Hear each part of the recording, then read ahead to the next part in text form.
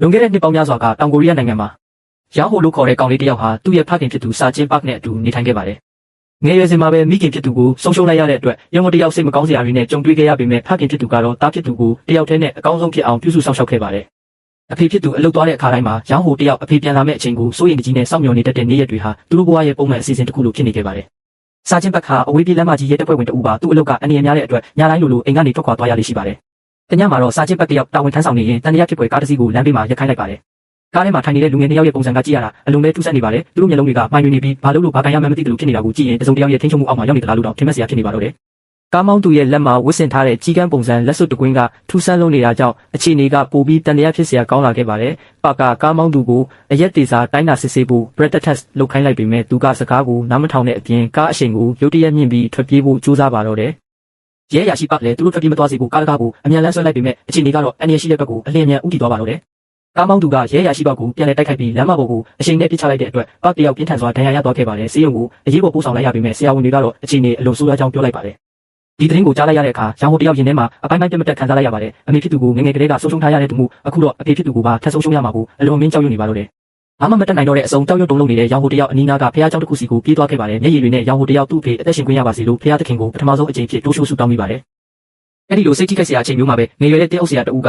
သူ့ဘေးမှာတိတ်တဆိတ်ထိုင်ချလိုက်ပြီးသူနဲ့အတူဆူတောင်းပေးပါတယ်။တင်းအုပ်ဆရာကရောင်ဟိုကိုအပိစကားပြောရင်ယုံကြည်ခြင်းမှာအားအသင့်ွယ်ရဆွမ်းအားရရှိကြောင်းအမှန်တကယ်ယုံကြည်မယ်ဆိုရင်မဖြစ်နိုင်တာဘာမှမရှိကြောင်းမြင့်မြတ်တင်ငွေစွာပြောပြလိုက်ပါတယ်။ရောင်ဟိုတယောက်အဲ့ဒီစကလုံးတွေကိုဆွဲမြဲစွာယုံကြည်ရင်နှလုံးသားအပြည့်နဲ့ဆူတောင်းခဲ့ပါတယ်။အိမ်ပြန်ရောက်တဲ့အခါအဖွားဖြစ်သူနဲ့အတူဆေးရုံကသတင်းစကားကိုစိုးရိမ်ကြီးနဲ့စောင့်မျှော်နေခဲ့ပါတယ်။ကြာရှည်လာတဲ့စိတ်ဖိစီးမှုတွေဝမ်းနည်းမှုတွေကြားမှာကလေးငယ်လေးတယောက်ဖြစ်နေအိပ်ပျော်သွားခဲ့ပါတယ်။ဒါပေမဲ့အိမ်မက်ထဲမှာတော့စိတ်လှုပ်ရှားစရာကောင်းလွန်းတဲ့အဖြစ်အပျက်တစ်ခုဖြစ်ပျက်လာပါတော့တယ်။သူ့ဖေကအိမ်မက်ထဲမှာတင်းငင်အေးဆေးတဲ့ပုံစံနဲ့ပေါ်လာပါတယ်။ရဲရရှိဘောက်ကသူ့သားကိုလူကောင်းတစ်ယောက်ဖြစ်အောင်နေအပြုမှုတွေကိုဂရုစိုက်ပြီးအခက်အခဲရှိနေတဲ့သူတွေကိုအမြဲကူညီပေးပါလို့နူးညံ့စွာမှာကြားပါတယ်။အစပိုင်းမှာတော့ရောင်ဟိုတယောက်သူ့ဖေဘာကိုဆိုလိုမှန်းကောင်းကောင်းနားမလည်ခဲ့ပါဘူး။ထွက်ခွာမသွားခင်မှာပဲပတ်ကသူ့သားကိုနှုတ်ဆက်စကားပြောပြီးရောင်ဟိုရဲ့ညာဘက်လက်ကိုတင်းတင်းကျပ်ကျပ်ဆုပ်ကင်ထားလိုက်ပါတယ်။ရုတ်တရက်ဆိုသလိုပဲသူ့အဖေရဲ့လက်ထဲကနေတောက်ပတဲ့စွမ်းရည်တစ်ခုထွက်ပေါ်လာပြီးအဲ့ဒီမြင်ကွင်းကထူးဆန်းပြီးလှုပ်ဝက်ဆန်းကျဲတဲ့ခံစားမှုကိုပေးစွမ်းသွားပါတယ်ခဏကြာမှတော့ရောင်ဟိုတယောက်အိမ်မက်ကနေလန့်နိုးသွားခဲ့ပေမဲ့ကံမကောင်းစွာနဲ့ပဲအိမ်မက်စုကအမှန်တရားဖြစ်လာပါတော့တယ်သူ့အဖေဟာဒဏ်ရာတွေကြောင့်အသက်မရှင်နိုင်တော့ပဲကွယ်လွန်သွားပြီဆိုတဲ့ဝမ်းနဲ့ကြေကွဲစရာသတင်းဆိုးကိုသူကြားလိုက်ရပါတယ်မိဘနှစ်ပါးစလုံးကိုဆုံးရှုံးလိုက်ရတဲ့အတွက်ရောင်ဟိုတယောက်တစ်ဆက်စီကျိုးခဲ့ပြီးကြေကွဲနေရှာပါတယ်နောက်တရက်မနက်မှာတော့ရဲရရှိဘဖြစ်ဇာပနာအခမ်းအနားကိုကျင်းပခဲ့ပါတယ်မိသားစုဝင်တွေနဲ့တငယ်ချင်းမိတ်ဆွေတွေအားလုံးနောက်ဆုံးနှုတ်ဆက်ဖို့စုယုံရောက်ရှိလာကြပြီးဖះเจ้าကတင်းအုပ်ဆရာလေးကလည်းလာရောက်အားပေးနှစ်သိမ့်ကဝမ်းနဲ့ကြောင်းပြောကြားခဲ့ပါတယ်ဒါပေမဲ့ရောင်ဟိုရဲ့ရင်ထဲမှာတော့နာကျင်မှုတွေဝမ်းနဲ့မှုတွေနဲ့အတူဒေါသစိတ်တွေကပြည့်နေနေပါတော့တယ်ရောင်ဟိုတယောက်သူ့ရင်ထဲမှာတော့အရာအလုံးကလှည့်ထားခံလိုက်ရတယ်လို့ခံစားနေရပါတယ်သူ့အဖေအသက်ရှင်ဖို့နှလုံးသားအပြည့်နဲ့ဆူတောင်းခဲ့ပေမဲ့ဘာမှထူးမလာခဲ့တဲ့အတွက်အရန်ကိုစိတ်ထိခိုက်နေခဲ့တာပါဒေါသအလျောက်ဘေးနားရှိတဲ့လက်ဝါးကတိုင်ကိုကောက်ကင်လိုက်ပြီးဖះသခင်ကကျွန်တော်ဆူတောင်းတဲ့တွေကိုတခါမှနားမထောင်ခဲ့ဘူးလို့အော်ဟစ်ပြီးတင်းအုပ်ဆရာစီပြပောက်လိုက်ပါတယ်အဲ့ဒီနေ့ကစလို့အဲ့ဒီကောင်လေးတယောက်ဖះသခင်အပေါ်ထားရှိတဲ့ယုံကြည်ခြင်းတွေလုံးဝပျောက်ဆုံးသွားပြီးဘာကိုမှမယုံကြည်တော့တဲ့သူဖြစ်သွားပါတော့တယ်နှစ်တွေကြာလာတဲ့အခါရောင်ဟိုတယောက်လုံးဝပြောင်းလဲသွားခဲ့ပါတယ်ယုံကြည်ခြင်းဆိုတာတွေကိုဘေးဖယ်ထားပြီးကိုခံအားနဲ့ခွန်အားကိုပဲအဓိကထားတဲ့သူဖြစ်လာခဲ့တယ်သူဟာပြင်းပြင်းထန်ထန်လေ့ကျင့်ပြီးAAတိုက်ခိုက်ရေးသမားအဖြစ်အသက်မွေးဝမ်းကြောင်းပြုခဲ့ပါတယ်အချိန်တိုင်းတာတစ်ခုမှာတော့သူဟာအဲ့ဒီအားကစားလောကရဲ့အကောင်ဆုံးတိုက်ခိုက်ရေးသမားတစ်ယောက်ဖြစ်လာခဲ့ပြီးရှုံးပွဲမရှိတဲ့ Middleweight Champion ဆုကိုလည်းဆုခူးနိုင်ခဲ့ပါတော့တယ်ဒီနေ့မှာတော့ရောင်ဟိုတယောက်အရေးကြီးတဲ့ပွဲစဉ်တစ်ခုအတွက်အမေရိကန်နိုင်ငံကိုရောက်ရှိလာခဲ့ပါတယ်။သူ့ရဲ့ချန်ပီယံခါဘက်ကိုလူယူဖို့စိတ်အားထက်သန်နေတဲ့အမေရိကန်တိုက်ခိုက်ရေးသမားဂျွန်ဝိုက်နဲ့ရင်ဆိုင်ရမှာပါ။နိုင်လူကြီးကပွဲကိုစတင်လိုက်တာနဲ့ဂျွန်ကရောင်ဟိုကိုအပတရကန်ချက်တစ်ခုနဲ့အမြန်ဆုံးအနိုင်ယူဖို့ကြိုးစားခဲ့ပါတယ်။ဒါပေမဲ့ချန်ပီယံရောင်ဟိုကတော့အလွန်လျင်မြန်တဲ့တုံ့ပြန်မှုနဲ့အတူအဲ့ဒီတိုက်ခိုက်မှုကိုအလွယ်တကူရှောင်တိန်နိုင်ခဲ့ပါတယ်။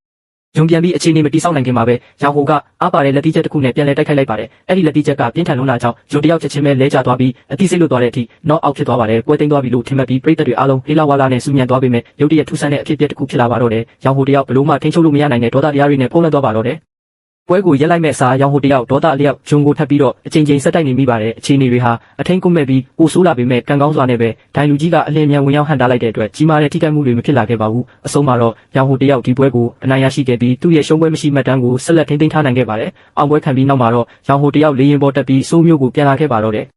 လေရင်ပေါ်မှာအိပ်ပျော်သွားတဲ့အခါရောင်ဟိုတယောက်သူ့ဖေကိုအိမ်မက်ထဲမှာထပ်ပြီးမြင်မှတ်ပြန်ပါတယ်ဒီတစ်ခါမှာတော့သူတို့နှစ်ယောက်ဟာကြောက်စရာကောင်းတဲ့ကူတင်ကြိုင်တစ်ခုထဲမှာရောက်နေကြတာပါအဲ့ဒီနေရာဟာအေးဆက်ပြီးတိတ်ဆိတ်လွန်းလာပါတယ်ရဲရရှိဘက်ကသူ့သားကိုရှည်ရတဲ့စင်ကြံလန်တစ်ခုရဲ့အဆုံးထိလိုက်လာဖို့တိုးတိုးလေးပြောလိုက်ပါတယ်ရောင်ဟိုတယောက်စင်ကြံလန်အဆုံးကိုရောက်တဲ့အခါအဲ့ဒီမှာရှိတဲ့ပူဇော်ရနေရာပေါ်မှာတင်ထားတဲ့လက်ဝါးကတ်တိုင်တစ်ခုကိုမြင်လိုက်ရပါတယ်ဒါပေမဲ့နှစ်တွေကြာကြီးကျော်လွန်လာခဲ့ပေမဲ့လည်းသူ့ဖေကိုခေါ်ဆောင်သွားခဲ့တဲ့ဖះသခင်ပေါ်မှာရောင်ဟိုရဲ့ဒေါသစိတ်တွေကတော့လုံးဝရုပ်ပါသွားခြင်းမရှိသေးပါဘူး စိတ်ထဲမှာမကျေနပ်မှုတွေပြည့်နေနေတဲ့ရောင်ဟိုတယောက်အဲ့ဒီလက်ဝါးကတိုင်ကိုဖယ်ပစ်ဖို့ရည်ရွယ်ချက်နဲ့လက်လန်းလိုက်ပေမဲ့မဖြစ်နိုင်တာတခုဖြစ်လာပါတော့တယ်လက်ဝါးကတိုင်ကသူ့လက်ဝါးမှာတင်းတင်းကြပ်ကြပ်ဆွဲကပ်သွားပြီးဘလို့မှဖယ်မရအောင်ဖြစ်သွားပါတယ်ခဏအကြာမှာပဲသူ့လက်မောင်းပေါ်မှာမိတောက်တစ်ခုရုတ်တရက်ထွက်ပေါ်လာပြီးတီးမခံနိုင်တော့အောင်နာကျင်မှုကိုခံစားလိုက်ရပါတယ်ကြောက်လန့်တကြားနဲ့ပဲရောင်ဟိုတယောက်လေရင်ပေါ်မှာအသက်ရှူမလူနီးပါးနဲ့ရုတ်တရက်လန့်နိုးလာပါတော့တယ်အစပိုင်းမှာတော့ဒါဟာအိမ်မက်ဆိုးတစ်ခုပဲလို့သူထင်ခဲ့ပေမဲ့ရှောက်ရစရာအဖြစ်အပျက်တစ်ခုကိုသတိထားမိလိုက်ပါတယ်သူ့လက်မှာတကယ်ပဲတွေးတွေထွက်နေတာပါအဲ့ဒီအချိန်မှာပဲအိမ်မက်ဟာတကယ်အဖြစ်အပျက်လိုမျိုးတကယ်တမ်းဖြစ်ပျက်နေတယ်ဆိုတာကိုသူသဘောပေါက်သွားပါတယ်စိတ်ရှုပ်ထွေးပြီးကြောက်ရွံ့နေပေမဲ့လည်းရောင်ဟိုတယောက်ဒဏ်ရာရနေတဲ့သူ့လက်ကိုပတ်တိစီလိုက်ပြီးအနားယူဖို့သူ့ခန်းကိုပြန်လာခဲ့ပါတယ်ဒါပေမဲ့ညနေချိန်မှာတော့အလွန်ကြောက်မက်ဖွယ်ကောင်းတဲ့အရာတစ်ခုဖြစ်ပျက်လာပါတော့တယ်သူအိပ်ပျော်နေတော့မှပဲအရင်မဲတရံအရာတစ်ခုသူ့ခန်းထဲကိုရောက်လာပါတယ်အဲ့ဒီထူးဆန်းတဲ့တရဝါဟာသူ့စီကိုတဖြည်းဖြည်းတိုးကပ်လာပြီးသူ့ကိုညှဉ်းပန်းနှိပ်စက်ပါတော့တယ်ရောင်ဟိုတယောက်လှုပ်ရှားဖို့စူးစမ်းပေမဲ့သူ့မျက်လုံးတွေကိုတော့ဖွင့်လို့မရတယ်လို့သူ့ခန္ဓာကိုယ်ကိုသူ့ကိုယ်တိုင်ထိန်းချုပ်လို့မရတော့ပါဘူးသူဟာလုံးဝပိတ်မိနေတယ်လို့ခံစားလိုက်ရပါတယ်အဲ့ဒီအချိန်မှာပဲအဲ့ဒီတရဝါဟာရောင်ဟိုရဲ့လက်မှာရှိနေတဲ့ထူးဆန်းတဲ့တန်ရာကိုသတိထားမိသွားပါတယ်တစ်ခုခုကြောင့်ပဲအဲ့ဒီတရဝါဟာကြောက်ရွံ့သွားပြီးအမောင်တူလေးကိုလင်းမြန်စွာပြောက်ကွယ်သွားပါတော့တယ်။ရောင်ဟိုတယောက်ထိတ်လန့်တကြားနဲ့နိုးလာတဲ့အချိန်မှာတော့သူ့လက်ကနေတွေးတွေပြတ်ထွက်နေတာကိုတွေ့လိုက်ရပါတယ်။ဘာဖြစ်မှန်းမသိပဲစိတ်ရှုပ်ထွေးနေတဲ့သူဟာဆေးရုံကိုအမြန်သွားပြီးစစ်ဆေးမှုတွေပြုလုပ်ခဲ့ပါတယ်။ဒါပေမဲ့ဆေးစစ်ချက်တွေအပြီးမှာတော့ဆရာဝန်တွေကသူ့ဆက်တဲ့အကြောင်းတစ်ခုကိုပြောပြလာပါတယ်။သူ့ရဲ့ခန္ဓာကိုယ်မှာဘာယောဂမှမရှိဘူး။ဘာမှဖြစ်မနေဘူးဆိုတာပါပဲ။ဆေးပညာအရာအကြောင်းရင်းကိုရှာမတွေ့တဲ့အတွက်တခြားဆေးရုံတရုံမှာထပ်ပြီးစစ်ဆေးကြည့်ဖို့ဆရာဝန်တွေကအကြံပေးလိုက်ပါတယ်။ရောင်ဟိုတယောက်သူ့ကိုယ်သူဘာတွေဖြစ်နေမှန်းလုံးဝနားမလည်နိုင်ဖြစ်နေချိန်မှာပဲသူ့ကာသမားကသူ့တူမလေးဟုံကျင်အကြောင်းထူးဆန်းတဲ့အဖြစ်အပျက်တစ်ခုကိုပြောပြလာပါတယ်။ဟုံကျင်ဟာအသက်15နှစ်အရွယ်မှာပဲရုတ်တရက်အိတ်မပြောတော့တဲ့ယောဂဝေဒနာကိုခံစားခဲ့ရသူဖြစ်ပါတယ်။ကိုဆိုးတာကသူမရဲ့မျက်လုံးတွေကနေတွေးတွေစီးကျလာခဲ့ပါတယ်။ဒီနေ့မှာတော့သူမဟာမျက်စိကွယ်သွားခဲ့ရပါတယ်။သူ့သမီးလေးကိုကူညီပေးနိုင်ဖို့နီလန်ဆိုင်ရင်ဟုံကျင်ရဲ့မိခင်ကသူ့သမီးကိုရှမန်နက်ဆရာဘေးဆရာတယောက်စီခေါ်သွားခဲ့ပါတယ်။အဲ့ဒီရှမန်ကဟုံကျင်မှာအစွမ်းထက်တဲ့လွန်ကဲသောတဘာဝလုံစွမ်းအားတစ်ခုရှိနေတာကိုတွေ့ရှိခဲ့ပြီးအဲ့ဒီစွမ်းအားကိုထိန်းချုပ်နိုင်ဖို့တင်ကြားပေးခဲ့ပါတယ်။ဝမ်းနည်းစရာကောင်းတာကဟုံကျင်ဟာသူမရဲ့အမြင်အာရုံကိုပြန်မရခဲ့ပေမဲ့အဲ့ဒီအစားသူမဟာထူးခြားဆန်းပြတဲ့အစွမ်းတစ်ခုကိုရရှိခဲ့ပါတယ်။သူမဟာမျက်မမြင်တယောက်ဖြစ်ပေမဲ့လည်းတဘာဝလုံဝိညာဉ်တွေနဲ့ထူးဆန်းတဲ့စွမ်းရည်တွေကိုမြင်နိုင်စွမ်းရှိလာခဲ့ပါတယ်။အဲ့ဒီအချိန်ကစပြီးသူမဟာသူမရဲ့ထူးခြားတဲ့စွမ်းရည်ကိုအသုံးပြုပြီးလူတွေကိုကူညီပေးရင်းဘဝကိုဖြတ်တန်းခဲ့ပါတယ်။ရောင်ဟိုတယောက်ဝိညာဉ်တွေဒါမှမဟုတ်တဘာဝလုံရာတွေကိုမယုံကြည်ပေမဲ့လည်းသူဖြစ်ရဲ့အတွက်အဖြစ်ကိုအလွန်မြင်လိုလားနေတာကြောင့်ဟုံကျင်နဲ့တွေ့ဆုံဖို့တောင်းဆိုခဲ့ပါတယ်။မကြခင်မှာပဲသူဟာမျိုးကြီးပြကြီးရဲ့စူညံတန်တွေနဲ့ဝေးကွာတဲ့တိတ်ဆိတ်တဲ့နာကိုရနေရတစ်ခုစီကိုခီးညင်တော့အားပါတော့တယ်အဲ့ဒီနေရာမှာတော့သူဟာအဲ့ဒီမိန်းကလေးဟုံကျင်နဲ့နောက်ဆုံးမှတွေ့ဆုံနိုင်ခဲ့ပြီးသူ့လက်မှာရှိတဲ့ထူးဆန်းတဲ့ဒဏ်ရာကိုပြကအဲ့ဒီຢာကဘာကိုဆိုလို့တလဲဆိုတာကိုမေးမြန်းလိုက်ပါတယ်ဟုံကျင်ဟာသူမရဲ့တဘာဝလုံးအမြင်အာရုံကိုတုံပြီးရောင်ဟိုရဲ့လက်ကနေထွက်ပေါ်နေတဲ့တောက်ပတဲ့စွမ်းရည်တစ်ခုကိုခံစားမိလိုက်ပါတယ်တေချာစွာစစ်ဆေးပြီးတဲ့နောက်မှာတော့သူမကရောင်ဟိုကိုသူမဖြေပေးနိုင်မဲ့အဖြေတွေကိုလိုချင်နေဆိုရင်စိုးမျိုးရဲ့တစ်ဖက်ချမ်းမှာရှိတဲ့ဖះเจ้าတစ်ခုကိုတွားဖို့ပြောလိုက်ပါတယ်အရာအလုံးကိုယုံကြည်ရခန့်နေသေးပေမဲ့ရောင်ဟိုတယောက်သွားဖို့ဆုံးဖြတ်လိုက်ပါတယ်။ဒါပေမဲ့ဖះเจ้าကိုရောက်တဲ့အခါထူးဆန်းတဲ့အရာတစ်ခုဖြစ်လာပြန်ပါတယ်။ကြီးကန်းအုပ်ကြီးတအုပ်ကဖះเจ้าဝင်ပေါက်ကိုရုတ်တရက်ပိတ်ဆို့ထားလိုက်တဲ့အတွက်သူ့အထဲမဝင်နိုင်အောင်တားဆီးနေတယ်လို့ပါပဲ။ဒီအဖြစ်အပျက်ကိုထိတ်လန့်စရာကောင်းတယ်လို့သူခံစားမိပြီးနောက်မှာတော့ဖះเจ้าရဲ့နောက်ကျောပေါက်ကနေတဆင့်ဝင်သွားဖို့ဆုံးဖြတ်လိုက်ပါတော့တယ်။အဲ့ဒီချိန်မှာပဲဖះเจ้าတွင်းဘက်မှာတော့ဖာတာအန်နဲ့ဖာတာထရိုင်လို့ခေါ်တဲ့ဘုန်းတော်ကြီးနှစ်ပါးကမကောင်းဆိုးဝါအပူခံထားရတဲ့လူငယ်တယောက်ကိုကယ်တင်ဖို့အသေးအတန်ကြိုးစားနေကြပါတယ်။ဘုန်းတော်ကြီးတွေကသူ့ကိုလွတ်မြောက်စေဖို့အတွက်နတ်ဆိုးနေတဲ့အစီရင်ကိုပြုလုပ်နေကြတာပါ။ဒါပေမဲ့ရုတ်တရက်ဆိုသလိုပဲအပူခံထားရတဲ့လူငယ်ကသူ့ထိုင်နေတဲ့ကလပ်ထိုင်ကနေရုံထွက်ပြီးဖာတာအန်ကိုအကြမ်းဖက်တိုက်ခိုက်လိုက်ပါတော့တယ်။ဖာတာချိုင်ကကူညီဖို့အတွက်ချက်ချင်းပဲအသင့်ပြင်ပြီးအဲ့ဒီလူကိုဆွဲထုတ်လိုက်ပေမဲ့အခြေအနေကပိုပြီးဆိုးရွားလာပါတယ်အပူခံထားရတဲ့လူကသူ့ပါစက်ထဲကနေတဲ့အမဲရောင်အရေးပြစ်တွေကိုရုတ်တရက်ထွေးထုတ်လိုက်တဲ့အတွက်ဖာတာချိုင်တယောက်အလွန်မင်းထိတ်လန့်သွားပြီးကြောက်လန့်တကြားထွက်ပြေးသွားပါတော့တယ်အခုခါမှာတော့အထင်းကိုမရှိတော့တဲ့အပူခံလူငယ်ဟာဖာတာအန်ကိုတက်ဖြတ်ဖို့အရှင်ပြင်းပြင်းနဲ့ပြေးဝင်သွားပါတယ်ဒါပေမဲ့အသက်အန္တရာယ်ရှိတဲ့အခြေအနေမျိုးကိုရောက်ခံနေမှာပဲရောင်ဟိုတယောက်ကြားထဲကနေဝင်ရောက်တားဆီးလိုက်ပါတယ်ရောင်ဟိုတယောက်သူ့ရဲ့တိုက်ခိုက်ရေးစွမ်းရည်ကိုတုံးပြီးအဲ့ဒီလူကိုလွှတ်ပစ်လိုက်ကအတင်းကျပ်ချုပ်ထားဖို့ကြိုးစားလိုက်ပါတယ်ဒါပေမဲ့ရောင်ဟိုကသူ့ရဲ့ဒဏ်ရာရနေတဲ့လက်နဲ့အဲ့ဒီလူကိုဆွဲကင်လိုက်တဲ့အချိန်မှာတော့မယုံနိုင်စရာကောင်းတဲ့အဖြစ်အပျက်တစ်ခုဖြစ်ပေါ်လာပါတော့တယ်တောက်ပတဲ့အဖြူရောင်မီတောက်တစ်ခုရုတ်တရက်ထွက်ပေါ်လာပြီးအပူခံထားရတဲ့လူငယ်ရဲ့ခေါင်းကိုစတင်လောင်ကျွမ်းစေပါတယ်ဒီအခွင့်အရေးကိုမြင်လိုက်တဲ့ဖာတာအန်ကလည်းအဲ့ဒီလူရဲ့ခေါင်းပေါ်ကိုတန်ရှင်းစင်ကြယ်သောရေကိုအမြန်ဆုံးလောင်ချလိုက်ပါတော့တယ်တန်ရှင်းစင်ကြယ်သောရေကိုလောင်ချလိုက်တာကမိကိုငိမ့်သွားစေတာမဟုတ်ပဲအဲ့ဒီလူရဲ့ခန္ဓာကိုယ်ထဲကမကောင်းဆိုးဝါးကိုပုံမူပြင်းထန်စွာလောင်ကျွမ်းသွားစေပါတယ်နောက်ဆုံးမှာတော့အဲ့ဒီလူငယ်ဟာမကောင်းဆိုးဝါးပူခံရခြင်းမှာလုံးဝလွတ်မြောက်သွားပြီးကျမ်းပြင်ပေါ်ကိုလဲကျသွားပါတယ်ရောင်ဟိုတယောက်လည်းအံ့အားသင့်စွာနဲ့ပဲကြောင်တောင်ရက်နေမိပါတယ်အဲ့ဒီထူးဆန်းတဲ့မိတောက်ဟာသူ့လက်မှာရှိတဲ့ဒဏ်ရာကနေထွက်ပေါ်လာတာဖြစ်တယ်ဆိုတာကိုသူအခုမှပဲသဘောပေါက်သွားပါတော့တယ်တေချာစွာစစ်ဆေးကြည့်ပြီးနောက်ဖာတာအန်ကမယုံနိုင်စရာကောင်းတဲ့အချက်တစ်ခုကိုရှင်းပြပါတယ်အဲ့ဒီဒဏ်ရာကိုစတီဂမာတာလို့ခေါ်ပြီးယေရှုခရစ်တော်လက်ဝါးကတိုင်မှာအသက်ခံရခြင်းကရခဲ့တဲ့ဒဏ်ရာတွေနဲ့ဆင်တူတဲ့ထူးခြားတဲ့အမှတ်အသားတစ်ခုဖြစ်ကြောင်းသူကပြောပြပါတယ်ဘုန်းတော်ကြီးရဲ့အဆိုအရဒီလိုအမှတ်အသားရှိသူတွေဟာတခါတရံမှာလူတွေကိုကုသပေးနိုင်တာဒါမှမဟုတ်မကောင်းဆိုးဝါးတွေကိုတိုက်ထုတ်နိုင်တာမျိုးလိုမျိုးထူးခြားတဲ့စွမ်းအားတွေကိုရရှိတတ်ကြတယ်လို့ဆိုပါတယ်ရောင်ဟိုတယောက်ဒီအကြောင်းအရာတွေကိုလုံးဝမယုံကြည်ခြင်းပေမဲ့တစ်ဖက်မှာလည်းသူ့ဖြစ်ရဲ့အတွက်အဖြေကိုလိုလားနေမိပါတယ်ဒါကြောင့်သူကဖာတာအန်ကိုသူ့အခန်းကိုဖိတ်ခေါ်လိုက်ပါတယ်အခန်းကိုရောက်တဲ့အခါဖာတာအန်ကမကောင်းဆိုးဝါးတွေမဝင်လာနိုင်အောင်ဆူတောင်းပေးပါတယ်တစ်ဖက်တစ်လမ်းကနေအခန်းကိုကြည့်ရှုနေရင်းနဲ့ရောင်ဟိုနဲ့သူ့ဖခင်တို့အတူတူရိုက်ထားတဲ့ပုံဟောင်းတစ်ခုကိုတတိထားမိသွားပါတယ်ရုတ်တရက်ဆိုသလိုပဲဖာတာအန်တယောက်တုံးလုံးချောက်ချစရာအမှန်တရားတစ်ခုကိုသဘောပေါက်သွားပါတော့တယ်ရောင်ဟိုဆိုတာကတော့အရင်တုန်းကစာချင်းတက်ချက်မတိဆုံးခင်အချိန်ကသူနဲ့အတူဆူတောင်းပေးခဲ့ဘူးတဲ့ကောင်းလေးတယောက်ဖြစ်နေတာကိုသူသိလိုက်ရပါတယ် ဒါပေမဲ့ဖာသာအန်ကဘာမှမပြောဘဲနဲ့အဲ့ဒီအကြောင်းကိုလှုပ်ဝက်ထားလိုက်ပါတယ်မပြန်ခင်မှာဖာသာအန်ကရောင်ဟိုကိုလက်ဝါးကတ်တိုင်ပါတဲ့ဆွဲကြိုးတကုံးပေးပြီးအကာအကွယ်ဖြစ်စေဖို့အမြဲဆောင်ထားဖို့ပြောလိုက်ပါတယ်အဲ့ဒီနေ့ညမှာပဲဖာသာအန်ကဗာတီကန်ကိုအရေးပေါ်တတိပေးချက်တစ်ခုပေးပို့လိုက်ပါတယ်စိုးမျိုးမှာအနေကြီးမားလာတဲ့မှောင်မိုက်သောခိုင်းချုပ်ဖုံးတော်ကြီးတစ်ပါးပုံအောင်နေတဲ့ဆိုတဲ့အထောက်အထားကိုသူ့နောက်ဆုံးတော့ရှာတွေ့သွားပြီဖြစ်ကြောင်းတင်ပြလိုက်ပါတော့တယ်ဒီလိုဝက်ဆန်းကျဲတဲ့လူဟာမကောင်းဆိုးဝါးတွေကိုကိုးကွယ်သူဖြစ်ပြီးအမောင်ဖက်ကရည်ရွယ်ချက်တွေအတွက်အပြင်းမဲ့တဲ့လူတွေကိုမကောင်းဆိုးဝါးတွေပူကတ်အောင်လှုပ်ဝက်ရွေးချယ်လေးရှိပါတယ်။ဒါပေမဲ့ဖာသာအန်မတိလိုက်တာတခုကတော့ဒီလူဆိုးဟာတခြားသူမဟုတ်ပဲဘေဘီလွန်လို့ခေါ်တဲ့နိုက်ကလပ်တစ်ခုရဲ့ပိုင်ရှင်ကြီးရှင်ဖြစ်နေတာပါပဲ။လူတွေရှိမှပြသထားတဲ့သူ့ရဲ့တာမန်ပုံစံနောက်ွယ်မှာကြီးရှင်ဟာကြောက်မက်ဖွယ်ကောင်းတဲ့လှုပ်ဝက်ချက်တစ်ခုကိုဖုံးကွယ်ထားပါတယ်။သူဟာလွန်ခဲ့တဲ့နှစ်ပေါင်းများစွာကစာချင်းဘက်တည်ဆုံရခြင်းအတွက်တာဝန်ရှိသူလည်းဖြစ်ပါတယ်။အဲ့ဒီနေ့ညမှာပဲကြီးရှင်ဟာသူ့နိုက်ကလပ်အတွင်းမှာပွက်ထားတဲ့လှုပ်ဝက်ခန်းတစ်ခုတည်းကိုဝင်သွားပါတယ်။မြေအောက်နှစ်ပိုင်းမှာတော့တန်ရှင်သောမွေနဂါလို့ခေါ်တဲ့မကောင်းဆိုးဝါးကိုကိုးကွယ်ဖို့စောက်လုပ်ထားတဲ့အမှောင်မိုက်ဆုံးရစ်ပလင်တစ်ခုရှိနေပါတယ်။ထာဝရအသက်နဲ့ထာဝရလူပြမှုကိုရရှိဖို့အတွက်ကြီးရှင်ဟာလူဝိညာဉ်တွေကိုအဲ့ဒီအမှောင်ဆွမ်းအားစီပူဇော်နေပြီးစိုးမျိုးတဝမ်းကလူတွေရဲ့ဘဝတွေကိုလှုပ်ဝက်စွာဖြတ်အစည်းနေတာဖြစ်ပါတယ်။တစ်ဖက်မှာလည်းဖာသာအန်ကဒီလိုအန်ရကြီးမားတဲ့သူကိုသူတယောက်တည်းနဲ့မတားဆီးနိုင်ဘူးဆိုတာကိုသိထားပါတယ်။ဒါကြောင့်နောက်ထပ်လုပ်ရမယ့်နတ်ဆိုးနဲ့အစီရင်တွေအတွက်အကူအညီရမလားဆိုပြီးတခြားဖုံးတော်ကြီးတွေစီတွားရောက်တွေ့ဆုံပြီးမဲ့သူတို့အများစုကတော့ကြောက်ရွံ့ပြီးပါဝင်ပတ်သက်ဖို့ညှင်းဆန်ကြပါတယ်။မျှော်လင့်ချက်မဲ့သွားတဲ့ဖာသာအန်တယောက်အိမ်ကိုပြန်ရောက်တဲ့အခါအိမ်ပြင်ဘက်မှာတစုံတစ်ယောက်စောင့်နေတာကိုတွေ့လိုက်ရပါတယ်။အံ့ဩစရာကောင်းစွာနဲ့ပဲအဲ့ဒီလူကတော့ရောင်ဟိုဖြစ်နေပါတော့တယ်။ရောင်ဟိုကသူဟာဖះเจ้าတွင်းမှုစီကနေတဆင့်ဖာသာအန်ရဲ့လိပ်စာကိုရှာဖွေပြီးရောက်လာခဲ့တာဖြစ်ကြောင်းဝန်ခံလိုက်ပါတယ်။ဘာလို့လဲဆိုတော့သူအကူအညီလိုအပ်နေစေဖြစ်လို့ပါပဲ။သူ့အခန်းမှာကာကွယ်ရေးအတွက်ဆူတောင်းပေးခဲ့ပြီးနောက်ပိုင်းမှာတော့ထူးဆန်းတဲ့အဖြစ်အပျက်တွေကရက်တံမသွားပါဘူး။သူအခုထိအဲ့လိုမပြောသေးသလိုသူ့လက်မှာရှိတဲ့ထူးဆန်းတဲ့အမှတ်သားကလည်းပိုပြီးဆိုးရွားလာနေပါတယ်။အခြေအနေကဘယ်လောက်ထိလိမ့်နေနေလဲဆိုတာကိုသိရှိသွားတဲ့ဖာသာအန်ကရောင်ဟိုကိုပုံရဟန်းမင်းကြီးကိုယ်တိုင်ကောင်းချ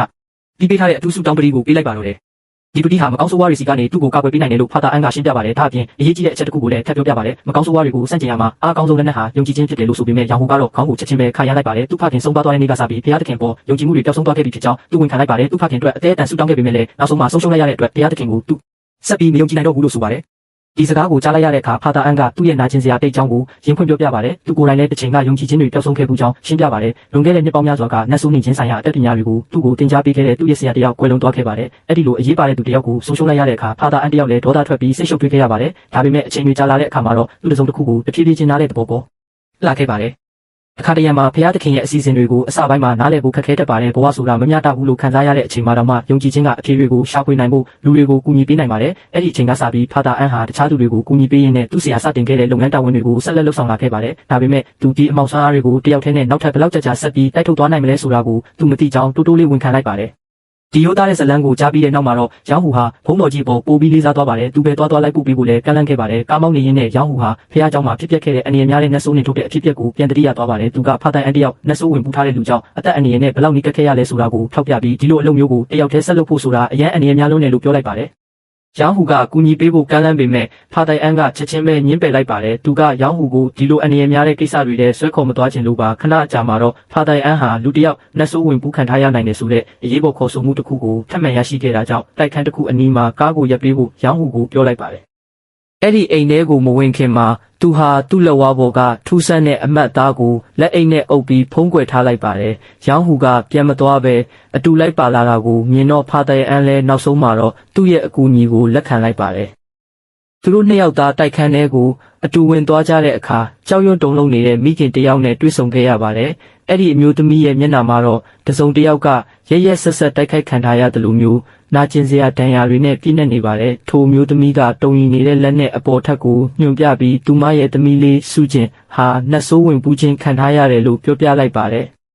သူတို့နှစ်ယောက်ဟာမိန်းကလေးရဲ့အခန်းစီကိုဖြည်းဖြည်းချင်းရှောက်သွားကြပါတယ်တကားကိုမဖွင့်ခင်မှာဖာတိုင်အန်ဟာတန်ရှင်းစင်ကြဲတဲ့တန်လူမင်းနဲ့ပြုလုပ်ထားတဲ့ခဲတဲ့တစ်ချောင်းကိုအသုံးပြုပြီးတကားဝမှာလက်ဝါးကတ်တိုင်ပုံစံကိုတေချာစွာရေးဆွဲလိုက်ပါတယ်ဒါဟာနှဆိုးတွေထွက်မပြေးနိုင်အောင်တားဆီးပေးလိမ့်မယ်လို့သူကရှင်းပြပါတယ်အဲ့ဒီနောက်မှာတော့သူတို့နှစ်ယောက်အခန်းထဲကိုစတင်ဝင်ရောက်သွားကြပါတယ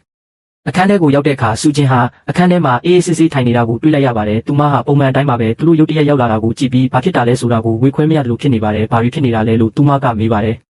ဆက်စချင်းမှာဖာတိုင်အန်ကသူမဟာအပြေကင်းတဲ့သူလိုဟန်ဆောင်နေတာလို့ထင်ခဲ့ပါတယ်။သူကသူမရဲ့မျက်နှာရှိမှလက်ဝါးကတ်တိုင်ကိုမြောက်ပြပြီးတုတ်ပြန်မှုတစ်ခုခုကိုမျှော်လင့်ခဲ့ပေမဲ့သူ့ကိုအံ့အသင့်စေတဲ့အချက်ကတော့ဘာတုတ်ပြန်မှုမှမရှိခဲ့ပါဘူး။စုချင်းကလက်ဝါးကတ်တိုင်ပေါ်ကိုသူ့လက်တွေနဲ့အေးအေးဆေးဆေးတင်လိုက်ပြီးဘာမှမဖြစ်ခဲ့သလိုတည်ငြိမ်နေပါတယ်ပြီးတော့သူမကသူမရဲ့မိခင်ဟာစိတ်ကြယောဂပြင်းထန်နေသူဖြစ်ပြီးအဲ့ဒီတရားတွေကိုသူမကိုယ်တိုင်ဖန်တီးထားတာဖြစ်နိုင်တယ်လို့ရှင်းပြပါတယ်ဒါပေမဲ့တန်တရားမပြေသေးတဲ့ဖာတိုင်အန်ကနောက်ထပ်စမ်းသပ်မှုတစ်ခုထပ်လုပ်ကြည့်ပါတယ်သူကလက်ဝါးကတ်တိုင်တစ်ခုကိုသူမရဲ့မျက်နှာစီတိုးကပ်လိုက်ပြီးတုတ်ပြန်မှုတစ်ခုခုရမလားလို့စောင့်ကြည့်လိုက်ပေမဲ့အရင်တစ်ခါလိုပဲဘာမှမထူးခြားခဲ့ပါဘူး အခုဆိုရင်တော့ဖာတိုင်အန်တယောက်စိတ်ရှုပ်ထွေးသွားပြီးရောင်းဟူနဲ့အတူအခန်းပြင်ဘက်ကိုထွက်လာကအရေးကြီးတဲ့အကြောင်းတစ်ခုကိုတိုးတိုးလေးပြောလိုက်ပါတယ်။နတ်ဆိုးဟာသူမရဲ့ခန္ဓာကိုယ်ထဲမှာနက်နက်ရှိုင်းရှိုင်းပုံကွယ်နေတာဖြစ်နိုင်တယ်လို့သူယုံကြည်နေပါတယ်။တေချာစေဖို့အတွက်သူဟာအခန်းထဲကိုရုတ်တရက်ပြေးဝင်သွားလိုက်ပါတယ်။ရောင်းဟူရဲ့အကူအညီနဲ့ဖာတိုင်အန်ကစူကျင်ရဲ့လက်ချောင်းထဲကိုတန့်စင်သောရည်တွေကိုအတင်းကျပ်တိုက်လိုက်တဲ့အခါမှာတော့ချက်ချင်းဆိုသလိုပဲကြောက်မက်ဖွယ်ကောင်းတဲ့အရာတစ်ခုဖြစ်ပြလာပါတော့တယ်တန့်စင်သောရေကတကယ်ပဲအာနိတင်ပြလာပါတယ်စူကျင်ဟာရုတ်တရက်ချောင်းတွေဆိုပြီးသွေးတွေအန်ချလိုက်ပါတော့တယ်သူမရဲ့မျက်နှာကလည်းကြောက်မက်ဖွယ်ကောင်းတဲ့ပုံစံတစ်ခုဖြစ်ပြောင်းလဲသွားပြီးခန္ဓာကိုယ်ထဲမှာပုံကွယ်နေတဲ့နတ်ဆိုးကိုထုတ်ဖော်ပြသလာပါတယ်နတ်ဆိုးပုကတ်ခံထားရတဲ့မိန်းကလေးဟာဖာတိုင်အန်ကိုကြမ်းတမ်းစွာတိုက်ခိုက်ပြီးနေရန်စီတို့လွှင့်ပစ်လိုက်ပါတယ်ဒါကိုမြင်တော့ရောင်းဟူကကူညီဖို့အတွက်ကြားထဲကနေခုံဝင်လာပြီးသူမကိုကတင်ပေါ်မှာဖိထားဖို့ကြိုးစားပါတယ်ဒါပေမဲ့ရုတ်တရက်ဆိုသလိုစူကျင်ဟာလေထဲမှာပြန်တက်လာပြီးရောင်းဟူကိုလည်းတဘာဝလွန်အင်အားနဲ့မျက်နှာကျက်စီတို့တက်တက်မတ်မတ်လွှင့်ပစ်လိုက်ပါတော့တယ်အဲ့ဒီနောက်မှာတော့ပိုဆိုးရတဲ့အဖြစ်အပျက်တစ်ခုဖြစ်လာပါတယ်။နတ်ဆိုးပုကတ်ခံထားရတဲ့စူကျင်ဟာရောင်းဟူကိုတောက်ပနေတဲ့မျက်လုံးကြီးတွေနဲ့စိုက်ကြည့်လိုက်ပြီးကြောက်စရာကောင်းတဲ့စကားတစ်ခုကိုပြောလိုက်ပါတယ်။အဲ့ဒါကတော့ရောင်းဟူရဲ့ဖခင်ကိုတက်ဖြတ်ခဲ့တာသူကိုယ်တိုင်ပဲဖြစ်ကြောင်းဖော်ထုတ်လိုက်တာပါပဲ။အဲ့ဒီစကားတန်တွေကြောင့်ရောင်းဟူရဲ့စိတ်ထဲမှာထိမ့်မနိုင်တိတ်မရဒေါသတွေလောက်ကျွမ်းသွားပါတော့တယ်။ဒေါသကြောင့်တတိလစ်မှုဝေသွားတဲ့ရောင်းဟူဟာစူကျင်စီကိုအရှိန်ပြင်းပြင်းပြေးသွားပြီးဘာကိုမှမတွေးတော့ပဲသူမကိုတိုက်ခိုက်ပါတော့တယ်။ဖာတိုင်အန်ကရောင်းဟူကိုအမြန်ဆုံးဖမ်းဆွဲပြီးနောက်ကိုပြန်ဆွဲထုတ်ဖို့ရုန်းကန်တားဆီးနေပါတယ်။တစ်ဖက်မှာလည်းနတ်ဆိုးကရောင်းဟူကိုဒေါသနဲ့မုန်းတီးစိတ်တွေပုံမလောင်ကျွမ်းလာအောင်တိုးတိုးလေးလှုပ်ဆော်နေပါတယ်။ခဏတာတွင်းမှာတော့ရောင်းဟူဟာသူ့ကိုယ်သူထိန်းချုပ်နိုင်စွမ်းမရှိတော့မလို့ဖြစ်နေခဲ့ပေမဲ့တနည်းနည်းနဲ့သူ့စိတ်ကိုသူပြန်လည်ငြိမ်သက်အောင်ထိန်းချုပ်လိုက်နိုင်ပါတယ်။ပြီးရဲ့နောက်မှာတော့သူဟာသူ့လက်ပေါ်ကလက်အိတ်ကိုချွတ်လိုက်ပါတော့တယ်။ရောင်းဟူကသူ့လက်ပေါ်ကထူးဆန်းတဲ့အမှတ်သားကိုအသုံးပြုပြီးစူကျင်ရဲ့မျက်နှာကိုဆွဲကင်လိုက်ပါတယ်ချက်ချင်းဆိုသလိုပဲနတ်ဆိုးရဲ့အော်ဟင်ကြီးတွားတန်တဲ့အတူသူမရဲ့ဥကောင်းတစ်လျှောက်မှာတောက်ပတဲ့မီးတောက်တွေတောက်လောင်လာပါတော့တယ်အဲ့ဒီအခွင့်အရေးကိုအမိရယူပြီးဖာတိုင်အန်ကလည်းတန့်စင်တော်ရည်တွေကိုသူမပေါ်ကိုအမြန်လောင်းချလိုက်ပါတယ်ဒီတစ်ခါမှာတော့နတ်ဆိုးဟာမခံနိုင်တော့ပါဘူးနောက်ဆုံးအကြိမ်အော်ဟစ်လိုက်ပြီးတဲ့နောက်မှာတော့စူကျင်ရဲ့ခန္ဓာကိုယ်ရဲ့ကနေနတ်ဆိုးဟာအပြေးပိုင်ထွက်ခွာသွားပါတော့တယ်နတ်ဆိုးနေထုတ်ခြင်းအောင်မြင်သွားခဲ့ပါတယ်နောက်ပိုင်းမှာစူကျင်တတိပြန်လည်လာတဲ့အခါဖာတိုင်အန်ကသူမကိုရခင်ကထူးဆန်းတဲ့သူတယောက်ယောက်နဲ့များတွေ့ဆုံခဲ့ဘူးသလားလို့နူးညံ့တိမ်မွေးစွာမေးမြန်းလိုက်ပါတယ်သူမဟာအပြစ်မဲ့တဲ့လူတွေရဲ့ခန္ဓာကိုယ်ထဲကိုနတ်ဆိုးတွေထည့်သွင်းနေတဲ့လှုပ်ဝက်ဆန်းကျဲတဲ့အမောင်တမန်ဆရာတော်ဆုံးခဲ့တာဖြစ်နိုင်တယ်လို့သူယုံကြည်နေပါတယ်ဒါပေမဲ့စူကျင်ပြန်မဖြေခင်မှာပဲကြောက်မက်ဖွယ်ကောင်းတဲ့အဖြစ်အပျက်တစ်ခုဖြစ်လာပါတယ်။ရုတ်တရက်သူမရဲ့မျက်လုံးတွေကနေသွေးတွေစီးကျလာပြီးလက်ချောင်းကိုနာကျင်စွာနဲ့အတင်းဖိဆွဲထားလိုက်ပါတယ်။အဝေးတနေရာကမှောင်မိုက်နေတဲ့သူ့ရဲ့လှုပ်ဝက်အခန်းထဲမှာတော့ကြည်ရှင်ဟာငွေနဲ့ဖရားရဲ့ပလင်ရှိမှာနောက်ထပ်ကြောက်စရာကောင်းတဲ့ပူဇော်ပွဲတစ်ခုကိုစတင်လိုက်ပါတယ်။ဒီတစ်ခါမှာတော့သူဟာစူကျင်နဲ့ဆက်ဆက်နေတဲ့ကြောက်စရာကောင်းတဲ့ဘူတုယုတ်တေးယုတ်တစ်ခုကိုအသုံးပြုပြီးမော်ပညာအမောင်တရားတွေနဲ့သူမကိုစတင်တိုက်ခိုက်ပါတော့တယ်။တိုက်ခန်းထဲမှာတော့စူကျင်ဟာရုတ်တရက်အကြီးကျယ်ဒုက္ခရောက်နေပါတယ်မမြင်နိုင်တဲ့အရာတစ်ခုခုကသူမရဲ့ခန္ဓာကိုယ်ကိုတိုက်ခိုက်နေတယ်လို့သူမဟာနာကျင်စွာနဲ့အော်ဟစ်နေပါတယ်ဖြစ်ပျက်နေတာကိုမြင်လိုက်ရတဲ့ဖာတိုင်အန်ကတစုံတစ်ယောက်ဟာအဝေးကနေပြီးမောင်မိုက်တဲ့ဆွမ်းအားတွေနဲ့သူမကိုတိုက်ခိုက်နေတာဖြစ်ကြောင်းချက်ချင်းနားလည်သွားပါတယ်အချိန်မဆိုင်ပဲသူဟာအဲ့ဒီမော်တက်ဆိုးတွေကိုတားဆီးနိုင်ဖို့အတွက်သူ့မှာရှိတဲ့ဆွမ်းအားကုန်တဲ့ဆူတောင်းခြင်းကိုစတင်ပြုလုပ်ပါတော့တယ်ရုတ်တရက်ဆိုသလိုပင်အံ့ဩစရာကောင်းသည့်အဖြစ်အပျက်တစ်ခုဖြစ်ပေါ်လာခဲ့သည်ဖာတိုင်အန်၏ခိုင်မာသောယုံကြည်ခြင်းကြောင့်ကြည်ရှင်းဝတ်ဆင်ထားသည့်ကြီးကန်းပုံစံလက်စုပ်မှာရုတ်တရက်မီးလောင်ကျွမ်းသွားသည့်အချိန်ထဲမှာပင်စူကျင်နှင့်ချိတ်ဆက်ထားသောဘူတုယုတ်တေးယုံမှာလည်းတောက်ပသည့်အဖြူရောင်မီးတောက်များဖြင့်လောင်ကျွမ်းသွားခဲ့သည်ကြည်ရှင်းနှင့်စူကျင်ကြားရှိမှောင်မိုက်သောချိတ်ဆက်မှုမှာနောက်ဆုံးတွင်ပြတ်တောက်သွားခဲ့သည်ကြောက်မက်ဖွယ်ကောင်းသောတိုက်ခိုက်မှုကိုကျော်ဖြတ်နိုင်ခဲ့ပြီးနောက်ဖာတိုင်အန်ကစူကြအင်ကိုတညတာအနားယူပြီးပြန်လည်တက်တာလာစေရန်ပြောကြားလိုက်သည်နောက်ပိုင်းမှာတော့သူဟာရောင်းဦးနဲ့အတူအိမ်ကိုပြန်လာခဲ့ပါတယ်သူတို့နှစ်ယောက်လုံးကြုံတွေ့ခဲ့ရတဲ့မြအရာအလုံးပြီးနောက်မှာတော့အနေငယ်အနားယူဖို့ဆုံးဖြတ်လိုက်ကြပါတယ်ညစာအတူစားရင်းနဲ့သူတို့ဟာတယောက်နဲ့တယောက်ပူပြီးရင်းရင်းနှီးနှီးစကားတွေပြောဖြစ်ကြပါတယ်ဆက်စုချင်းစိန်နဲ့ဖာတိုင်အန်ကရောင်းဦးကိုအရေးကြီးတဲ့မေးခွန်းတစ်ခုမေးလိုက်ပါတယ်ဘာကြောင့်သူတို့နဲ့လိုက်ကူညီပေးနေတာလဲဆိုတာပါပဲရောင်းဦးလည်းတိတ်ဆိတ်စွာနဲ့ပဲဖာတိုင်အန်ကိုသူ့ရဲ့စိတ်ခံစားချက်တွေကိုပွင့်ပွင့်လင်းလင်းဖွင့်ဟပြဟောပြလိုက်ပါတော့တယ်သူဖခင်မကွယ်လွန်ခင်ချိန်မှာရဲရရှိဘက်ကသူ့အိမ်မက်ထဲမှာပေါ်လာပြီးအခက်အခဲရှိတဲ့သူတွေကိုအမြဲကူညီဖို့ပြောခဲ့ကြောင်းရောင်းဟူကပြောပြပါတယ်။အဲ့ဒီအတွက်ကြောင့်ရောင်းဟူဟာဖျားသခင်ကိုဖြစ်စေတဘာဝလွန်ကိစ္စတွေကိုဖြစ်စေယုံကြည်ဖို့ခက်ခဲနေစေဖြစ်ပေမဲ့လည်းဖာတိုင်အန်ကိုကူညီပေးတာဟာသူ့ဖခင်ရဲ့နောက်ဆုံးဆန္ဒကိုဂုဏ်ပြုရရောက်တယ်လို့ခံစားမိနေပါတယ်။သူတို့နှစ်ယောက်စကားပြောနေစဲမှာပဲကြည်ရှင်းကတော့နောက်ထပ်မကောင်းတဲ့အစီအစဉ်တစ်ခုကိုကြိုတင်ပြင်ဆင်နေပါတော့တယ်။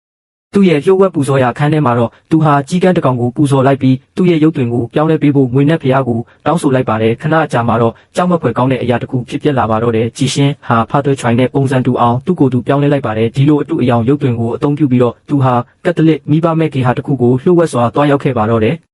အဲ့ဒီနေရာမှာတော့ကိုစောဆိုတဲ့ကလေးငယ်လေးတစ်ယောက်တခြားကလေးတွေရဲ့အနိုင်ကျင့်ခြင်းနဲ့လက်ငယ်ချင်းကိုခံနေရတာကိုသူတတိထားမိသွားပါတယ်။ရန်ဖြစ်ပွဲပြီးဆုံးသွားတဲ့နောက်မှာတော့ကြည်ရှင်းဟာအထီးကျန်နေတဲ့ကလေးငယ်စီချင်းကပ်လာပြီးကျင်နာတက်သူရောင်ဆောင်လိုက်ပါတယ်။သူကကိုစောကိုဘယ်သူမှသူ့ကိုထပ်ပြီးအနိုင်မကျင့်နိုင်တော့အောင်ပို့ပြီးတမ်းမလာအောင်သူကူညီပေးနိုင်တယ်လို့ပြောလိုက်ပါတယ်။အားငယ်ပြီးဘာမှမတတ်နိုင်တော့တဲ့ကလေးငယ်ကလည်းသဘောတူလိုက်ပါတယ်။ဒါပေမဲ့ဝမ်းနည်းစရာကောင်းတာကတော့ဒါဟာကလေးအတွက်အလွတ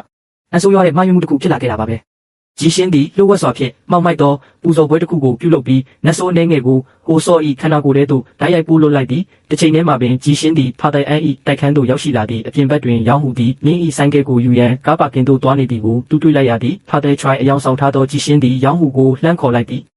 သူကရောင်းဟူကိုဖာတိုင်အန်နဲ့သူအလုပ်တွဲလုပ်ခဲ့မှုကြောင့်လိညာပြောဆိုလိုက်ပါတယ်ပြီးတဲ့နောက်မှာတော့အန်ရရှိတဲ့စကားတစ်ခုကိုပြောလိုက်ပါတယ်ဖာတိုင်အန်ဟာတကယ်တော့လှုပ်ဝက်စွာနဲ့မကောင်းဆိုးဝါးတစ်ယောက်ဖြစ်နေတာကြောင့်သူ့ကိုမယုံကြည်ဖို့ရောင်းဟူကိုတတိပေးလိုက်ပါတယ်ရောင်းဟူကအဲ့ဒီစကားကိုအပြေအဝမယုံကြည်ပေမဲ့လည်းထူးဆန်းတဲ့တတိပေးချက်တစ်ခုကသူ့စိတ်ထဲမှာတန်တရားတွေကိုဖြစ်ပေါ်စေခဲ့ပါတယ်နောက်တစ်နေ့မနေ့မှာတော့ဖာတိုင်အန်စီကိုမိဘမဲ့ကေဟာကနေအရေးပေါ်ဖုန်းခေါ်ဆိုမှုတစ်ခုရောက်ရှိလာပါတော့ကဲ ကျောင်းသားတယောက်ရုတ်တရက်နတ်ဆိုးပူကတ်ခံလိုက်ရပါတယ်အကူအညီလိုအပ်နိုင်မယ်ဆိုတာသိတဲ့အတွက်ဖာတိုင်အန်ဟာရောင်းဟူစီကိုအမြန်ဖုန်းခေါ်လိုက်ပါတယ်ဒါပေမဲ့ကြီးရှင်းကြောင့်စိတ်ထဲမှာဖြစ်ပေါ်နေတဲ့တန်တရားတွေကြောင့်ရောင်းဟူဟာဖုန်းကိုလစ်လူရှုလိုက်ပါတယ်မကြခင်မှာပဲရောင်းဟူစီကိုနောက်ထပ်ဖုန်းခေါ်ဆိုမှုတစ်ခုဖျက်ရောက်လာပြန်ပါတယ်ဒီတစ်ခါမှာတော့သူ့ရဲ့မန်နေဂျာကအမေရိကန်ပြည်အောင်စုမှာအမေရိကန်ဒေါ်လာတန်းနဲ့ချီရနိုင်တဲ့တိုက်ပွဲကြီးတစ်ခုမှာပါဝင်ဖို့ကမ်းလှမ်းလာပါတော့တယ်အစပိုင်းတွင်အရာအလုံးစိတ်လှုပ်ရှားစရာကောင်းသည်ဟုထင်ရတော့လေယုံဟုသည်တစုံတစ်ခုသောဆိုးရွားသည့်အရာဖြစ်ပျက်တော်မူကိုရုတ်တရက်ခံစားလိုက်ရသည့်ထိုကမ်းလှမ်းချက်ကိုလက်ခံမိအစားဖခင်အန်ထံသို့ပြန်ခေါ်ရန်ဆုံးဖြတ်လိုက်သည်သူကိုအားသိစေသည်မှာမိဘမဲ့ကေဟာရှိတီလာရှင်တစ်ပါးကဖုံးကင်ဖြစ်ကြပြီးကြောက်မက်ဖွယ်ကောင်းသောအခြေအနေကိုရှင်းပြလိုက်သည်ရုံဟူသည်ထိုအကြောင်းကိုကြားလိုက်သည်နှင့်တပြိုင်နက်ကူညီရန်အမြန်ထွက်ခွာသွားသည်သူသည်မိမိရင်ပေါ်သို့အလင်းအမြန်တက်ပြီးမိဘမဲ့ကေဟာသို့အချိန်ပြင်းစွာမောင်းနှင်သွားသည်သူအမြန်ဆုံးသွားရန်လိုအပ်နေသည့်အကြောင်းမှာဂေဟာတွင်း၌ဖခင်အန်မှာမောပန်းတွန်းနေပြီဖြစ်သည်ဟိုစောသည်မကောင်းဆိုးဝါးပူကတ်ခံထားရပြီးဖခင်အန်အားအကြမ်းဖက်တိုက်ခိုက်ကမျက်နှာကိုအကြိမ်ကြိမ်ထိုးနှက်နေပြီးရဲရင်သောတီလာရှင်တစ်ပါးသည်ဖခင်အန်ကိုကယ်တင်ရန်ကြိုးစားသည့်အနေဖြင့်လက်ဝါးကတ်တိုင်ကိုကိုင်ဆောင်ကမကောင်းဆိုးဝါးအားမောင်းထုတ်ရန်ကြိုးပမ်းတော်လဲသူမ၏ခွန်အားမှာမလုံလောက်ခဲ့ပေမကောင်းဆိုးဝါးပူကတ်ခံထားရသောကောင်လေးသည်တီလာရှင်စီသို့ရုတ်တရက်ခုံအုပ်လိုက်ပြီးသူမ၏လေပင်ကိုတင်းကျပ်စွာညှစ်ထားလိုက်သည့်အရာအလုံးသည်ဘေးဒုက္ခတစ်ခုသို့ရောက်ရှိရန်စက္ကန့်ပိုင်းအလိုသာလိုတော့သည့်ထိုအချိန်တွင်ယုံဟုသည့်အချိန်မီရောက်ရှိလာသည့်အချိန်မဆိုင်ပဲသူသည်မကောင်းဆိုးဝါးပူကတ်ခံထားရသောကောင်လေးကိုတီလာရှင်ထံမှလွတ်ထွက်သွားအောင်ပြစ်ထုတ်လိုက်ပြီးသူမကိုကယ်တင်လိုက်သည်သို့တော်ယုံဟုသည်သူ့လက်တွင်ရှိသောထူးဆန်းသည့်စွမ်းအားကိုနောက်တစ်ချိန်အသုံးပြုရန်မှတပါအခြားရွေးချယ်စရာမရှိတော့ပေသူသည်လက်အိတ်ကိုချွတ်လိုက်ပြီးသူ၏လက်ဝါးရှိအနာကိုဟိုစော့မျက်နှာပေါ်သို့တင်လိုက်သည်ချက်ချင်းဆိုသလိုပင်ကောင်လေး၏အရေးပြားပေါ်တွင်တောက်ပသောအဖြူရောင်မီးတောင်များထွက်ပေါ်လာသည်ထို့နောက်ယုံဟုသည်ဖခင်အန်တန်ရှင်းသောရေစင်ကိုယူကာကောင်လေး၏ခေါင်းပေါ်သို့လောင်ချလိုက်သည်ထိုတန်ရှင်းသောမီးတောင်များသည်ပုံမူပြင်းထန်လာပြီးကောင်လေးတွင်၌ပုံအောင်နေသောမကောင်းဆိုးဝါးများကိုလောင်ကျွမ်းဖယ်ရှားသွားတော့သည်နောက်ဆုံးတွင်တော့နတ်ဆိုးနှင့်ထုတ်ချင်းအောင်မြင်သွားခဲ့သည်ဟိုစောသည်မကောင်းဆိုးဝါးပူကတ်ခြင်းမှလွတ်မြောက်သွားပြီးဖခင်အန်နှင့်တီလာရှင်တို့လည်းဘေးကင်းသွားကြသည်စိတ်အေးသွားကြပြီးနောက်သူတို့သည်ကောင်လေးအားအမှန်တကယ်ဘာဖြစ်ပျက်ခဲ့တယ်လဲဟုနူးညံ့စွာမေးမြန်းလိုက်သည်တိုးတော့ဟိုစောသည်သူ့ထံသို့ရဟန်းတစ်ပါးတွင်ဝစ်ဆင်ထားသူတဦးလာနေသည်ကိုမြင်လိုက်ရသည့်အကြောင်းကိုသာမှတ်မိနေသည်ဖခင်အန်သည်ထိုအကြောင်းကိုကြားလိုက်သည်နှင့်တန်တရားဝင်သွားတော့သည်သူရှာဖွေနေသည့်မှောင်မိုက်သောခိုင်းချုပ်ဖုံးတော်ကြီးမှာဤကဲ့သို့ရဟန်းတူအယောင်ဝစ်ဆင်ထားသူဖြစ်နိုင်သည်အခုသူယုံကြည်လိုက်သည်လက်ရှိအချိန်မှာတော့သူတို့ကကလေးငယ်ကိုအနားယူခွင့်ပေးလိုက်ပါတယ်ဒါပေမဲ့ယုံမှုနဲ့ဖခင်အန်တို့အခန်းထဲကနေထွက်လာတဲ့အခါမှာတော့နှလုံးသားကိုနှွေးထွေးသွားစေတဲ့မြင်ကွင်းတစ်ခုဖြစ်ပေါ်လာပါတယ်မိဘမဲ့ကေဟာကကလေးငယ်တွေဟာယုံမှုကိုဝိုင်းရံလိုက်ကြပြီးသူတို့ရဲ့တငယ်ချင်းကိုကယ်တင်ပေးခဲ့တဲ့အတွက်ကျေးဇူးတင်တဲ့အနေနဲ့သူ့ကိုတင်းတင်းကြပ်ကြပ်ဖတ်ထားလိုက်ကြပါတယ်အချိန်တော်ကြာပြီးနောက်မှာယုံမှုတယောက်ထူးခြားတဲ့ခံစားချက်ကိုပထမဆုံးအကြိမ်ဖြစ်ခံစားလိုက်ရပါတယ်သူပျော်ရွှင်နေမိပါတယ်လူတွေကိုကူညီပေးခြင်းကသူဖခင်ရဲ့နောက်ဆုံးဆန္ဒကိုပြေဝစေဖို့ပိုပြီးနှိစက်လာတယ်လို့သူခံစားလိုက်ရပါတယ်ပြန်လာတဲ့လမ်းမှာယုံဟုကဖခင်အန်ကိုဖုံးမကန်ခဲ့မိတဲ့အတွက်တောင်းပန်စကားဆိုလိုက်ပေမဲ့ဖခင်အန်ကတော့ပြုံးယုံတာပြုံးပြပါတယ်သူကယုံဟုဟာအခြားသူတွေကိုကူညီဖို့ရွေးချယ်ခံထားရသူဖခင်သခင်ရဲ့တမန်တော်တစ်ပါးလိုမျိုးဖြည်းဖြည်းချင်းပြောင်းလဲလာနေတဲ့အတွက်သူအလွန်ပျော်ရွှင်မိကြောင်းပြောပြလိုက်ပါတယ်ယုံဟုကတော့ဒါကိုယုံကြည်ဖို့ခက်ခဲနေစေပင်သူသည်ယခုအချိန်ထိဖခင်သခင်ကိုလုံးဝယုံကြည်ခြင်းရှိမရှိဆိုသည်ကိုပင်မတိကျသေးပေသို့သောဖခင်အန်ကတော့ဤလူငယ်တိုက်ခိုက်ရေးသမားသည်တစုံတစ်ခုသောအကြောင်းပြချက်ဖြင့်ဆေးလွတ်ခြင်းခံရသည်ဟုခိုင်ခိုင်မာမာယုံကြည်နေသည်တစ်ဖက်တွင်မူသည်ထပ်မံရှုံးနိမ့်ခဲ့တော်လဲရက်တန်သွားရန်အစီအစဉ်မရှိပေသူသည်သူ၏မောင်မိုက်သောရစ်ပလင်သို့ပြန်သွားပြီးတန်ရှင်းသောငွေနဂါးကိုဝတ်ပြုရန်ကြောက်မက်ဖွယ်ကောင်းသောထုံးတမ်းစင်လာတစ်ခုကိုထပ်မံပြုလုပ်နေသည်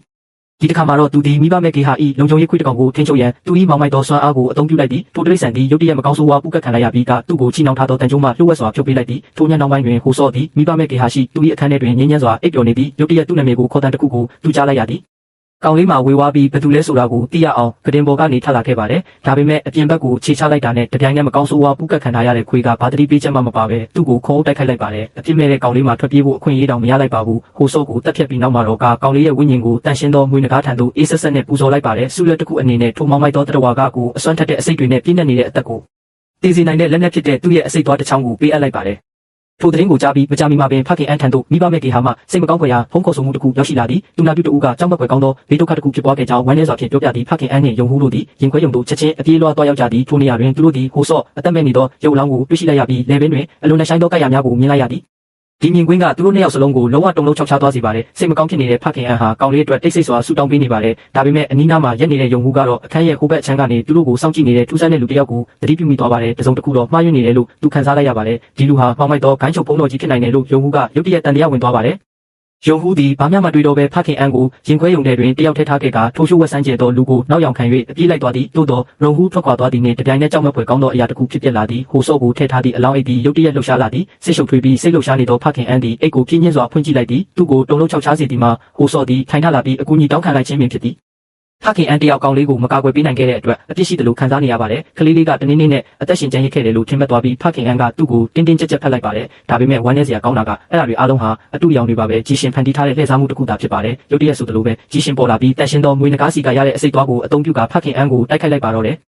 အနီးနားတွင်ရှိနေသောရုံဟူသည်ဖခင်အန်အော်ဟစ်တန်ကိုကြားလိုက်ရပြီးချက်ချင်းပင်ပြန်ပြေးသွားသည်အခန်းထဲသို့ရောက်သောအခါသူသည်အမှန်တကယ်မောက်မိုက်သောခိုင်းချုပ်ဖုံးတော်ကြီးဖြစ်သူကြည်ရှင်နှင့်ပထမဆုံးအကြိမ်မျက်နှာချင်းဆိုင်တွေ့ဆုံလိုက်ရသည်ကြည်ရှင်ကဖခင်အန်ကိုဓာတ်စာခံဖြင့်ဖန်ဆီးထားပြီးကမ်းလှမ်းချက်တစ်ခုပြုလုပ်လိုက်သည်ရုံဟူသာသူ၏လက်တွင်ရှိသောထူးခြားဆန်းပြသည့်စွမ်းအားကိုဆွလို့မည်ဆိုပါကဖခင်အန်၏အသက်ကိုချမ်းသာပေးမည်ဟုကြည်ရှင်ကပြောဆိုလိုက်သည်ရုံဟူသည်တိုးဆုပ်ခြင်းမရှိဘဲသဘောတူလိုက်သည်သို့သောဖခင်အန်ကရုံဟူကိုအနစ်နာခံခွင့်မပြုဘဲသူ့ကိုကာကွယ်ရန်သာရွေးချယ်လိုက်သည်တုံ့လှုပ်ဖွယ်ရာအချိန်ခိုက်တန့်တွင်ဖခင်အန်သည်အစိတ်တစ်နေသောအစွဲဖြင့်သူ၏မျက်နှာကိုကိုယ်တိုင်ထိုးဆိုင်လိုက်သည်စက္ကန့်ပိုင်းတွင်မှပင်တည်စေနိုင်သောအစိတ်များမှာသူ၏ခန္ဓာကိုယ်အနှံ့ပြန့်နှံ့သွားသည်ကြောက်လန့်တကြားဖြစ်နေသောရုံဟူသည်ဖခင်အန်ကိုကယ်တင်ရန်အလင်းအမြန်ပွေ့ချီကဖခင်ချွဲအိမ်သို့အမြန်ဆုံးအပြေးသွားကြသည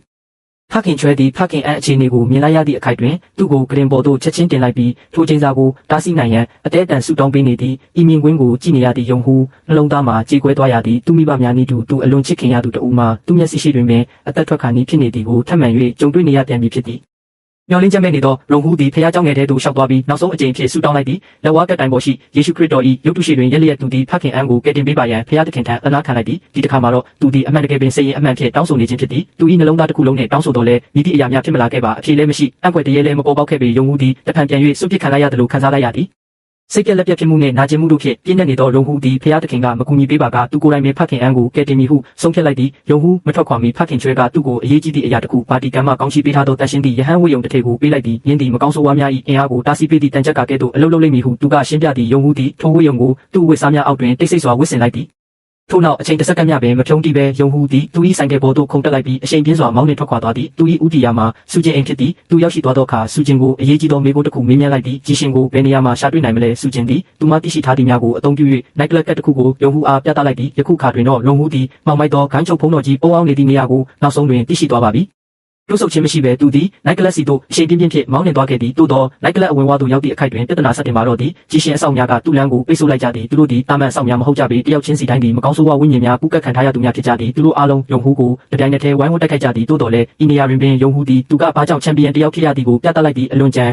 းတန်းသောတိုက်ပွဲတစ်ခုစတင်ဖြစ်ပွားလာပါတော့သည်ယုံဟူသည်ထိုးချက်များကိုပိတ်ဆို့ခြင်းရှောင်တိန်ခြင်းတို့ပြုလုပ်ရင်းတစ်ချိန်တည်းမှာပင်ရန်သူအများပြားကိုအာပါတရကံကြမ်းများအမြန်လုံးမြင့်ပေါင်းဆက်တိုက်ခိုက်မှုများဖြင့်တံပြန်တိုက်ခိုက်နေသည်သို့သောသူ၏တိုက်ခိုက်ရေးစွမ်းရည်မြင့်မြပင်ထက်မြက်ပါစေရန်သူဥယျာဉ်များပြားလုံးတစ်ဖြင့်တဖြည်းဖြည်းနှင့်အင်အားချင်းမများတော့ပေမကောင်းဆိုးဝါးပူကတ်ခံထားရသောအဆောက်များကသူ့ကိုဝိုင်းပတ်ဖိအားပေးလာသည့်အခြေအနေမဟန်တော့မှန်သဘောပေါက်သွားသောယုံဟူသည်ခိတ္တအသာခွာပြီးအစီအစဉ်တစ်ခုစဉ်စားရန်ကြိုးစားလိုက်သည်နောက်သူသည်ညံကောင်းသည့်လုပ်ရက်တစ်ခုကိုလှုပ်ဆောင်လိုက်သည်သူသည်ပါတီကံမှကောင်းချီးပေးထားသည့်တန်ချက်ကဝေယုံကိုဖုံးအုပ်ထားသောအဝတ်စားများကိုချွတ်ပစ်လိုက်သည်ထို့နောက်သူ၏လက်ပွားရှိဒဏ်ရာပေါ်သို့တန်ရှင်းသောရေကိုလောင်းချလိုက်သည်ယခုခါတွင်တော့စစ်မှန်သောတိုက်ပွဲစတင်တော်မူဖြစ်သည်ဒီတစ်ခါမှာတော့ရုံဟူသည်သူ၏ကောင်းချီးပေးထားသောလက်ဖြင့်အဆောင်တစ်ယောက်ကိုထိုးလိုက်တိုင်းထိုသူတို့၏မျက်နှာပေါ်တွင်တောက်ပသောတန်ရှင်းသည့်မိတောင်များပောက်ကွဲထွက်လာတော့သည်မကောင်းဆိုးဝါးဝိညာဉ်များမှာတစ်ခုပြီးတစ်ခုမိလောင်ကျွမ်းပြတ်သုံးသွားခဲ့သည်မကြာမီတွင်ပင်မကောင်းဆိုးဝါးပူကတ်ခံထားရသောအဆောက်တဦးသာကျန်ရှိတော့သည်နောက်ဆုံးတိုက်ပွဲမှာပြင်းထန်လာပြီးနှစ်ဖက်စလုံးမှအာပါတရထိုးချက်များကန်ချက်များကိုအပြန်အလှန်လဲလှယ်နေကြသည်သို့သောအဆုံးသက်တွင်မူရုံဟူကပုံမအားတာနေသည်သူသည်နောက်ဆုံးရန်သူကိုအနိုင်ယူလိုက်ပြီးသူ့ကိုထိချုပ်ထားသောမကောင်းဆိုးဝါးဝိညာဉ်ကိုလည်းမိလောင်ပြကျသွားစေခဲ့သည်ယခုခါတွင်တော့ကြီးရှင်တယောက်သာကျန်ရှိပါတော့သည်နိုက်ကလပ်၏မြေအောက်ခန်းတွင်ကြီးရှင်သည်ပုံမကြီးမားသောစွမ်းအားများရရှိရန်အတွက်ငွေနဂါးထံသို့အသေးအတန်ဆူတောင်းနေသည်သို့သောဤတစ်ချိန်တွင်တော့ထိုမကောင်းဆိုးဝါးသည်ပုံမကြီးမားသောပူဇော်ပန္နာကိုတောင်းဆိုလိုက်သည်ကြီးရှင်၏နှလုံးသားကိုအစိတ်တစ်အဆွဲဖြင့်ကိုယ်တိုင်ထိုးဆိုင်ရန်ငွေနဂါးကအမိန့်ပေးလိုက်သည်မိတို့များတွတ်ဆုပ်ခြင်းမရှိဘဲကြီးရှင်သည်ထိုအမိန့်ကိုလိုက်နာခဲ့သည်သူလှုပ်ဆောင်လိုက်သည့်အချိန်တွင်ပင်သူသည်လဲကျသွားပြီးရစ်ပလင်ရှိမှောင်မိုက်သောရေတွင်းထဲသို့ပြုတ်ကျသွားသည်ကြောက်မက်ဖွယ်ကောင်းသောစက္ကန့်အနည်းငယ်တွင်အရာအလုံးတိတ်ဆိတ်သွားသည်ထို့နောက်ရုတ်တရက်ဆိုသလိုကြီးရှင်သည်ပြန်လည်ထလာခဲ့သည်သို့သောသူသည်ယခုအခါလူသားတစ်ယောက်မဟုတ်တော့ပေသူသည်လူတစ်ပိုင်းငွေတစ်ပိုင်းရှိသည့်ကြောက်မက်ဖွယ်ကောင်းသောနဂါးမိစ္ဆာအဖြစ်အသွင်ပြောင်းသွားပြီဖြစ်သည်သူ၏ခန္ဓာကိုယ်သည်အောက်ဆင်းပြီးကြောက်စရာကောင်းကအမှောင်စွမ်းအားများဖြင့်ပြည့်ညက်နေသည်ယခုခါအရင်ကထက်ပုံမအားကောင်းလာသောကြီးရှင်သည်ယုံဟူကိုနောက်ဆုံးတိုက်ပွဲအတွက်စိန်ခေါ်လိုက်သည့်ယုံဟူသည်သူ၏လက်ဖွားမှထွက်ပေါ်လာသည့်တန်ရှင်းသောစွမ်းအားကိုအသုံးပြု၍ထိုမိစ္ဆာကိုတန်ရှင်းသောမိတောင်များဖြင့်လောင်ကျွမ်းစေရန်အမြန်ဆန်တိုက်ခိုက်လိုက်သည်သို့သောသူ၏တုံ့လုပ်ဖွယ်ရာမှာမြည်သည့်အရာများဖြစ်မလာခြင်းပင်ဖြစ်သည်ပထမဆုံးအကြိမ်ဖြင့်သူ၏စွမ်းအားမှာအလုံးမလုံးတော့ပေကြီးရှင်ကထိုတိုက်ခိုက်မှုကိုအလွယ်တကူပင်ပိတ်ဆို့လိုက်ပြီးယုံဟူကိုနေရန်စီသို့ပြင်းထန်စွာပစ်ပေါက်လိုက်သည်ထိုတိုက်ခိုက်ရေးသမားတစ်ယောက်အတွက်လုံးဝမယုံနိုင်စရာပင်သူသည်ရခင်ကအင်းမြအားကောင်းသည့်အရာမျိုးနှင့်တစ်ခါမျှမကြုံဘူးခဲ့ပေသို့သောယုံဟူသည်လက်မလျှော့ခဲ့ပါသူသည်တိုက်ခိုက်ရန်အသင့်ပြင်ရင်ဖြည်းဖြည်းချင်းပြန်လည်ထွက်လိုက်သည်သို့သောကြီးရှင်ကရုတ်တရက်အလစ်အငိုက်တိုက်ခိုက်လိုက်သည်ထိုမိစ္ဆာသည်ယုံဟူ၏ပခုံးကိုအာပါတရကိုက်ဖြတ်လိုက်ပြီးမြေပြင်ပေါ်သို့ပြင်းထန်စွာပစ်ချလိုက်တော်သည်ထိုထိခိုက်မှုသည်အလွန်ပြင်းထန်သဖြင့်ယုံဟူတတိလစ်သွားသည်ထို့နောက်ထူးဆန်းသောအရာတစ်ခုဖြစ်ပျက်လာသည်ယုံဟူသည်ရုတ်တရက်ဆိုသလိုအလင်းရောင်များဖြင့်ပြည့်နှက်နေသောငြိမ်သက်သည့်နေရာလွတ်တစ်ခုတွင်တတိပြန်လည်လာသည်တောက်ပနေသောပေါ်တဲ့တစ်ခုထဲမှလူတစ်ယောက်ထွက်ပေါ်လာသည်သူသည်ယုံဟူ၏ဖခင်ရဲတက်ချက်ကြီးပဲဖြစ်သည်ယုံဟူသည်ချက်ချင်းပင်စိတ်လှုပ်ရှားသွားသည်နှစ်ပေါင်းများစွာကြာပြီးနောက်သူ၏ဖခင်ကိုနောက်ဆုံးတွင်ပြန်လည်တွေ့ဆုံခွင့်ရရှိလိုက်ခြင်းဖြစ်သည် တို့ဆုပ်ချင်းမရှိပဲသူဒီဖခင်ဖြစ်သူထံသို့အပြေးသွားပြီးတင်းတင်းကြပ်ကြပ်ပွေ့ဖက်လိုက်သည်ခဏတာများအတွက်ဆိုလျင်ယုံဟူးသည်ဖခင်ဘေးတွင်ထာဝရနေလိုစိတ်ပေါက်သွားခဲ့သည်တိုးတော်ဘက်ကသူသားကိုအရေးကြီးသည့်အရာတစ်ခုကိုနူးညံ့သိမ်မွေ့စွာပြောပြလိုက်သည်သူကယုံဟူးအတွက်အချိန်မတန်သေးကြောင်းပြောဆိုသည်သူ၏တာဝန်မှာပြီးဆုံးခြင်းမရှိသေးပဲသူ၏အကူအညီလိုအပ်နေသေးသူများစွာရှိနေသေးကြောင်းရှင်းပြသည်ထို့နောက်ရဲတက်ချက်ကြီးပတ်သည်ယုံဟူးလက်ကိုစုပ်ကိုင်ရင်းနောက်ဆုံးသောခွန်အားကိုပေးအပ်လိုက်သည့်ရုတ်တရက်ဆိုသလိုပင်ယုံဟူး၏လက်ဖွားထဲတွင်ရခင်ကထက်ပိုမိုပြင်းထန်သောစွမ်းအားတစ်ခုလိုထလာသည့်ခဏအကြာတွင်ယုံဟူးသည်မျက်လုံးများကိုဖွင့်လိုက်ပြီးလက်တွေကဘာသို့ပြန်လည်ရောက်ရှိလာသည်ဤတစ်ချိန်တွင်တော့သူ၏လက်ဖွားရှိတန်ရာသည်ရခင်ကထက်ပိုမိုတောက်ပစွာလင်းလက်နေသည်ယုံဟူး၏လက်ဖွားမှကြီးမားသောအဖြူရောင်မီတောက်ကြီးတစ်ခုရုတ်တရက်ထွက်ပေါ်လာသည်ယခုအခါအရင်ကထက်ပိုမိုအားကောင်းလာပြီဖြစ်သည့်ယုံဟူးသည်မတ်တက်ရက်လိုက်ပြီးကြီးရှင်ကိုနောက်ဆုံးတိုက်ပွဲအတွက်စင်ခေါ်လိုက်သည်ဤတစ်ချိန်တွင်တော့တိုက်ပွဲမှာအင်အားချင်းအတော်လေးများတာနေသည့်ရန်သူနှစ်ဦးသည်ပြင်းထန်သောတိုက်ပွဲတွင်အပြန်အလှန်ထိပ်တိုက်တွေ့ဆုံနေကြသည်ကြီးရှင်သည်သူ၏ချွန်ထက်သောလက်သေးများကိုအသုံးပြု၍ယုံဟူးကိုအပိုင်းပိုင်းဆုပ်ဖြတ်ပြရန်ရန်ကားစွာတိုက်ခိုက်နေသည်သို့တော်ယုံဟူးသည်တန်ရှင်းသောစွမ်းရည်များဖြင့်အားခေထားသည့်မိတောက်လက်တိချက်များဖြင့်ပြန်လည်ခုခံတိုက်ခိုက်သည်တိုက်ပွဲမှာအလုံးပင်ရက်ဆက်ကြမ်းတမ်းလာပါတော့သည်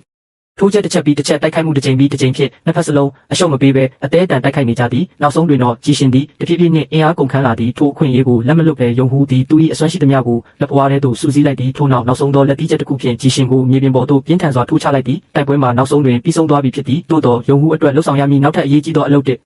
ခုကျန်ရှိနေပါသေးသည်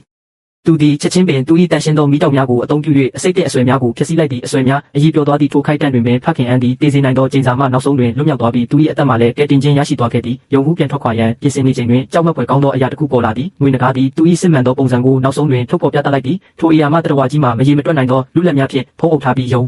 ဟူးရခင်ကရင်ဆိုင်ခဲ့ရသမျှအရာအလုံးထက်ပိုမိုကြောက်စရာကောင်းနေသည်ထူဆန်းစွာပင်ထိုမိစ္ဆာကြီးသည်ယုံဟူးကိုတိုက်ခိုက်ခြင်းမရှိပေရဲအစားကြီးရှင်ခန္ဓာကိုယ်ကိုဖမ်းဆုပ်လိုက်ပြီးတာဝန်မကျေသည့်အတွက်အဖြစ်ပေးသည့်အနေဖြင့်ရေတွင်းထဲသို့ပြန်လည်ဆွဲခေါ်သွားခဲ့သည်နောက်ဆုံးတွင်တော့ထိုအိမ်မက်ဆိုးကြီးအဆုံးသတ်သွားခဲ့ပြီဖြစ်သည်ခက်ခဲကြမ်းတမ်းသောတိုက်ပွဲပြီးတွင်ယုံဟူးသည်ဖခင်အန်နေအိမ်သို့ပြန်သွားခဲ့ရာဖခင်အန်မှာအံ့ဩစရာကောင်းလောက်အောင်ပင်လုံးဝကျမ်းမာသွားပြီဖြစ်သည်ကိုတွေ့လိုက်ရသည်ရက်အနေငယ်ကြာပြီးနောက်တွင်ဖခင်ချိုင်းသည်ရေကန်ဘေးတွင်ငိမ့်သက်စွာထိုင်နေစဉ်ဖခင်အန်ထံမှပေးစာတစ်စောင်ရောက်ရှိလာသည်ထိုပေးစာထဲတွင်ဖခင်အန်နှင့်ရုံဟူးတို့သည်ဗာတီကန်တွင်ရောက်ရှိနေကြောင်းနှင့်အံ့ဩစရာကောင်းစွာပင်ယုံဟူးသည်နတ်ဆိုးနေနှင်းသူအဖြစ်လေ့ကျင့်ရန်သဘောတူလိုက်ကြောင်းဖော်ပြထားသည်တစ်ချိန်ကဖျားသခင်ပေါ်ယုံကြည်မှုကင်းမဲ့ခဲ့ဘူးသူသည်ယခုအခါမကောင်းဆိုးဝါးဝိညာဉ်များကိုတိုက်ထုတ်ရန်နှင့်အကူအညီလိုအပ်နေသူများကိုကယ်တင်ပေးရန်အတွက်အသင့်ပြင်ဆင်နေပြီဖြစ်သည်ဖခင်အန်ကလည်းသူ့ရဲ့လက်ဝါးကက်တိုင်လက်ဆွဲကိုဖခင်ချိုင်းအတွက်ထားရစ်ခဲ့သည်သူကမကောင်းဆိုးဝါးဝိညာဉ်များသည်တနေ့နေ့တွင်ပြန်လာလေအုံးမီဖြစ်ရာလာမည့်အရာမှန်သမျှကိုအားလုံးကအသင့်ရှိနေကြရမည်ဟုဆိုသည်ထို့သောဖြင့်ဇလန်းမှာအဆုံးသတ်သွားခဲ့သည်ကဲဒီစကားနဲ့ပတ်သက်ပြီးသင်ဘယ်လိုထင်ပါသလဲအောက်ကကွန်မန့်မှာပြောပြပေးခဲ့ပါဒီဇလန်နှစ်ချုပ်ကိုသဘောကျတယ်ဆိုရင်ဗီဒီယိုကို like လုပ်ဖို့နဲ့နောက်ထပ်စိတ်ဝင်စားစရာရုပ်ရှင်နှစ်ချုပ်တွေကိုကြည့်ရှုနိုင်ဖို့ subscribe လုပ်ထားဖို့မမေ့ပါနဲ့ဦး